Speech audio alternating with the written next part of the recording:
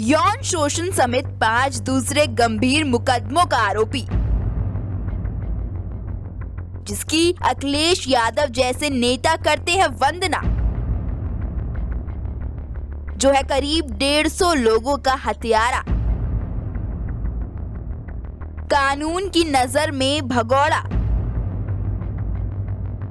आखिर कैसे खड़ा किया भोले बाबा और बाबा साकार हरि ने अंधविश्वास और पाखंड का अपना पूरा साम्राज्य?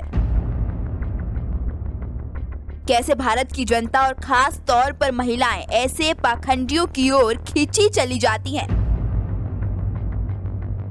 चलिए आपको इस गोरख धंधे की पूरी हकीकत बताते हैं। पहले जानते हैं कि आखिर कौन है नारायण साकार हरि। दोस्तों, इस सत्संग वाले बाबा की असली कहानी किसी फिल्मी कहानी से कम नहीं है। सफेद सूट और टाई पहनकर प्रवचन देने वाला ये बाबा, जिसका असली नाम सूरजपाल जाटव है, मूल रूप से एटा जिले के बहादुर नगरी के रहने वाला है। शुरुआती दौर में सूरजपाल उत्तर प्रदेश पुलिस में नौकरी के हेड कांस्टेबल की नौकरी के दौरान 28 साल पहले बाबा इटावा में पोस्टेड रहा है। नौकरी के दौरान रेप का मुकदमा लिखे जाने के बाद सूरजपाल को पुलिस विभाग से बर्खास्त किया गया था। हालांकि इससे पहले करीब 18 पुलिस थाना और स्थानीय अभिसूचना इकाई में सबने सेवाएं दे चुका था। रेप के इस मामले में सूरजपाल जाटव काफी लंबे समय तक एटा जेल में कैद रहा, लेकिन जेल से रिहाई के बाद ही सूरजपाल नाम और पहचान बदलकर बाबा की शक्ल में लोगों के सामने आया। कमाल की बात है कि एटा जिले में काफी लंबे समय तक कैद रहे और पुलिस सेवा से बर्खास्त होने के बाद सूरजपाल अदालत की शरण में आ गया और फिर उसकी नौकरी को बहाल कर दिया। लेकिन 2002 में आगरा जिले से सूरजपाल ने वीआरएस ले लिया। पुलिस सेवा से मुक्ति के बाद सूरजपाल जाटव अपने गांव नगला बहादुरपुर पहुंचा, जहां कुछ दिन रुकने के बाद उसने दावा कर दिया कि वो ईश्वर से संवाद कर सकता है और उसके बाद खुद को भोले बाबा के तौर पर स्थापित करने की दिशा में खेल खेलना शुरू कर दिया। कुछ सालों के अंदर ही उनके भक्त उन्हें कई नामों से बुलाने लगे और इनके बड़े बड़े आयोजन शुरू हो गए, जिनमें हजारों लोग शरीक होने लगे। इनमें महिलाओं की संख्या हद से ज्यादा थी। 75 साल के सूरजपाल उर्फ भोले बाबा 3 भाई हैं। सबसे बड़े सूरजपाल हैं, दूसरे नंबर पर भगवान दास, जिनकी मौत हो चुकी है, जबकि तीसरे नंबर पर राकेश कुमार हैं, जो पूर्व में ग्राम प्रधान भी रह चुके हैं। दोस्तों, अपने सत्संगों में सूरजपाल से नारायण साकार बन चुके इस बाबा ने ये दावा कई दफा किया कि उसे नहीं मालूम कि सरकारी सेवा से यहाँ तक खींचकर उसे कौन सी शक्ति लेकर आई। इमेज स्रोत गेटी इमेज। दिलचस्प ये भी है कि नारायण साकार अपने भक्तों से कोई भी दान, दक्षिणा और चढ़ावा आदि नहीं लेता, लेकिन इसके बाद भी उनके कई आश्रम स्थापित हो चुके हैं। बड़े इत्तेफाक की बात है कि समाजवादी पार्टी के बड़े बड़े नेता नारायण सरकार के भक्तों में शामिल हैं। समाजवादी पार्टी के सुप्रीम अखिलेश यादव खुद बाबा के चरणों में कोटि कोटि नमन कर चुके हैं। अब ऐसे में बाबा खुद सरकार के संरक्षण में है, तो भला ऐसे बाबाओं को किस बात की कमी और भय? कानून का तो बिल्कुल भी नहीं। चलिए एक बार को मान लिया कि ये बाबा बड़े चमत्कारी और भक्तों के लिए ऊर्जा का स्रोत है, लेकिन 130 मौतों और सैकड़ों घायल लोगों का क्या करें, जिसमें मासूम बच्चे, हर उम्र की महिलाएं और पुरुष शामिल हैं? क्या बाबा इन मौतों की जिम्मेदारी लेंगे? क्या अखिलेश यादव सरकार की अपील करेंगे कि इस बाबा को हिरासत में लेके 130 लोगों की हत्या का केस चलाया जाए? ये जब होगा तब होगा, लेकिन क्या इन मौतों की जिम्मेदार खुद जनता नहीं है? कभी आसाराम, कभी राम रहीम, कभी रामपाल जैसे बाबाओं के चक्कर में न जाने कितनी महिलाओं का जीवन नष्ट हो गया, कितनी ही लड़कियों का कौमार्य भंग कर दिया गया।